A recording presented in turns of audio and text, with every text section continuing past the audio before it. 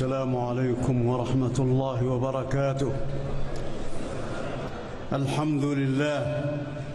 যাবতীয় প্রশংসা কেবলই মহান আল্লাহর জন্য, যিনি সকল কিছুর অধিপতি, পুত পবিত্র এবং সকল শান্তির উৎস। তিনি মুসলমানদের উপর তার পবিত্র ঘরের হজ পালনকে ফরজ করেছেন এবং এটিকে ইসলাম ধর্মের অন্যতম মূল স্তম্ভ হিসেবে নির্ধারণ করেছেন। আমি সাক্ষ্য দিচ্ছি যে এক আল্লাহ ছাড়া ইবাদতের যোগ্য আর কোনো উপাস্য নেই। তিনি সর্বময় ক্ষমতার অধিকারী এবং সব বিষয়ে সর্বজ্ঞানী। আমি আরও সাক্ষ্য দিচ্ছি যে আমাদের নবী ও নেতা হযরত মুহাম্মদ সাল্লাল্লাহু আলাইহি ওয়াসাল্লাম তার প্রেরিত বান্দা ও রাসূল এবং সমগ্র সৃষ্টির মধ্যে সর্বশ্রেষ্ঠ। নবীজি, তার পরিবার পরিজন, সাহাবায়ে কেরাম এবং তার আদর্শের সকল অনুসারীর উপর আল্লাহর সর্বোত্তম রহমত ও পরিপূর্ণ শান্তি বর্ষিত হোক। হে মানব মণ্ডলী, আপনারা আল্লাহকে ভয় করুন, কারণ আল্লাহর ভয় বা তাকওয়ার মাধ্যমেই আখিরাতে মানুষের মুক্তি নিহিত।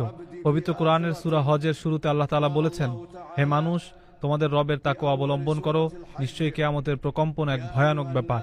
যেদিন তোমরা তা দেখবে, সেদিন প্রত্যেক স্তন্যদাত্রী মা তার স্তন্যদানকারী শিশুকে ভুলে যাবে এবং প্রত্যেক গর্ভবতী তার গর্ভপাত করে ফেলবে। মানুষকে তুমি দেখবে মাতাল সদৃশ, যদিও তারা নেশাগ্রস্ত নয়। বস্তুত আল্লাহর শাস্তি বড়ই কঠিন।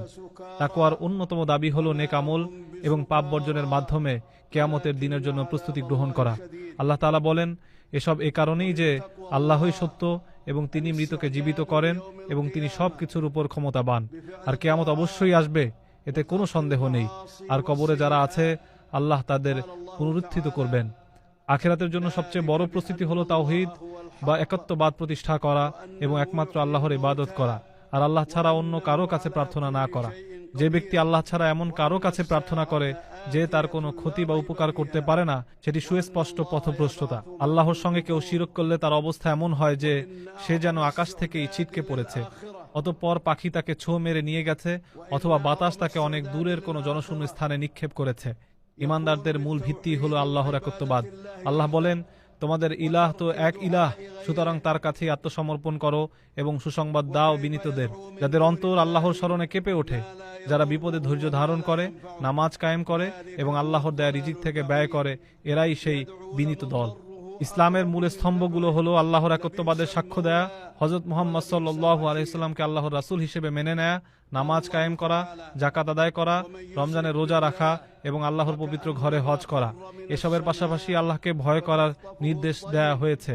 আল্লাহ বলেন, যে ব্যক্তি তার রবের সামনে দাঁড়ানোর ভয় রাখে, তার জন্য রয়েছে দুটি জান্নাত। আল্লাহর আনুগত্যে ধৈর্য ধারণ করতে হবে এবং তাকদীরের উপর বিশ্বাস রাখতে হবে। আল্লাহ বলেন, নিশ্চয়ই ধৈর্যশীলদের তাদের পুরস্কার দেয়া হবে অগণিতভাবে। এর সঙ্গে আল্লাহর দেয়া